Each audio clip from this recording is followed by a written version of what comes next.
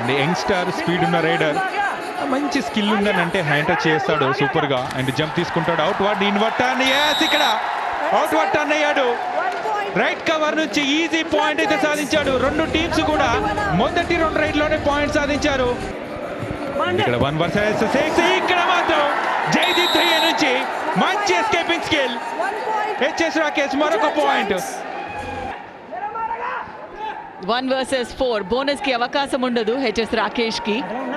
HS Rakesh అంటే highly skilled Rakesh అని కూడా అంటాం మనం. వెరీ వెరీ సైలెంట్ గా చాలా చక్కగా ఆడుతూ ఉంటాడు.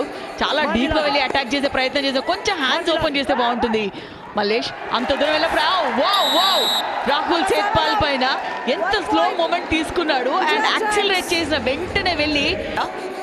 కానీ ఇక్కడ రైడర్ కూడా స్మార్ట్ ఇనఫ్. చెక్ చేసుకొని మరి ఆడుతున్నాడు. మరి యాంకిల్ హోల్డ్ జరిగిందా? Mid line reach అయ్యాడా?